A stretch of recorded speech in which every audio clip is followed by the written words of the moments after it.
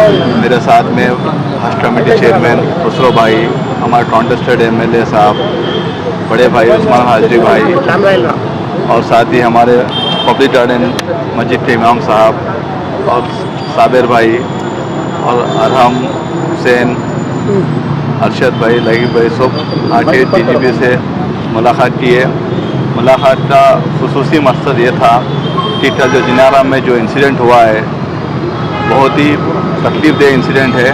वो इंसिडेंट को लेके हम बहुत संजीदगी से, बहुत सीरियसली रात भर पूरा फॉलो किए, रात के 2 बजे तक, और टाइमली पुलिस ने बहुत कोऑपरेट किया। लेकिन जो नुकसान तो हुआ, उसको तो नुकसान को तो हम एड्रेस करना ही है।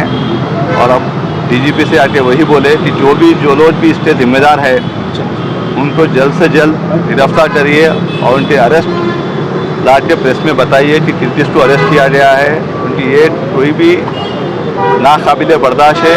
किसी भी सूरत में ऐसे चीज़ों को, ऐसे इंसिडेंट्स को हम बर्दाश्त नहीं करेंगे। हुकूमत भी बहुत संजीदगी है, बहुत सीरियस है। ऐसे इंसिडेंट्स को कोई भी रहने दो, रिलीजन रहने दो, इंसिडेंट को बर्दाश्त नहीं करेगी। और डीजीपी ने भी हमको बहुत ही तवक्कुन दिया है कि इस पर बहुत सख्त से सख्त कार्रवाई होगी। जो भी इसके जिम्मेदार है, जो भी इसने तकलीफ पहुंचाई है, नुकसान पहुंचाया, उनको सीरियसली उनके ऊपर एक्शन लिया जाएगा।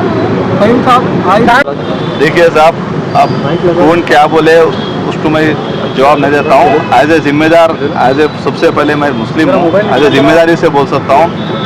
एट्रॉसिटीज़ बढ़ो या कम हो, एट्रॉसिटी होना ही नहीं चाहिए। और हम बहुत इसको लेते बहुत सीरियस है। और इमीडिएटली रात में जब इंसिडेंट पता चला, जब भी मैंने एसपी से बात की, डीजी इंटेलिजेंस से बात किया, और वहाँ मुकामी एमएलए से बात किया, और हमारे लोग इमीडिएटली वहाँ पे पहुँचे।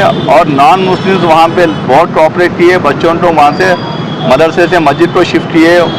उनका रहन सहन, रात में इमाम साहब से मैंने फ़ोन पे बात किया, तो यहाँ पे कौन आने से बड़े सो नहीं है, यह होना ही नहीं चाहिए बोल के हम बोल रहे। बढ़ाना कम होना सब्जेक्ट वो नहीं है, इंसिडेंट ही नहीं होना, ये हमारा है। वहीम साहब, वो चिल्ला जहाँ पे था वो गवर्नमेंट की ज़मीन थी बोल के बोल रहे हैं। और उसको जो मदरसा जो तोड़ा गया वो जो है इलीगल ज़मीन के ऊपर था। क्या उसे आप कांग्रेस में रिप्रेजेंटेटिव के तौर के ऊपर है, क्या अगर वो गवर्नमेंट लैंड पर है तो क्या उसको गवर्नमेंट की लैंड आप मदरसे को दिलाएंगे, और या वहाँ का अब या कल या जल्द से जल्द आप वहाँ का दौरा करेंगे? देखिए साहब, मदरसे को तोड़ा नहीं गया, मदरसे को नुकसान किया गया है, ठीक है। और रही बात रेवेन्यू लैंड के बारे में, उसका मुझे इल्म नहीं है। लैंड कौन सी भी रहो, मदरसा तो वहाँ पे था, और मदरसे में नुकसान करना किसी को भी इजाज़त नहीं देता।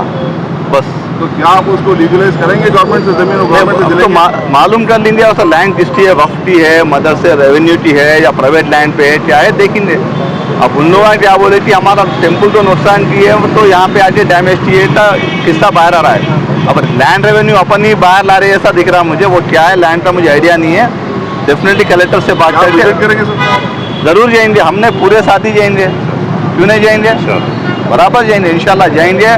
हमारे मदरसे के बच्चों के साथ मुलाकात करेंगे, उनको हौसला देंगे, उनके साथ बराबर हम साथ में ठहरेंगे। आए दिन नहीं हो रहे हैं, ये बहुत सालों से ये एक पर्टिकुलर कम्युनिटी इसको एंगेज कर रही है। यहाँ पे किसी का तेलंगाना से या आंध्र प्रदेश से लेना देना नहीं है। ये किसी के अपने ज़ाती मफाद के लिए, अपने वोट बैंक के लिए कर रहे, तो सियासत है ये। खास करके आपके लोग जो तायद करे थे इलेक्शन में, वो लोग भी निकल के मतलब आपकी पार्टी, अब जो तायद किए थे तो साथ में है ना, मेरे साथ में पीछे से तायद, ऐसा तायद नहीं, ये नुकसान है।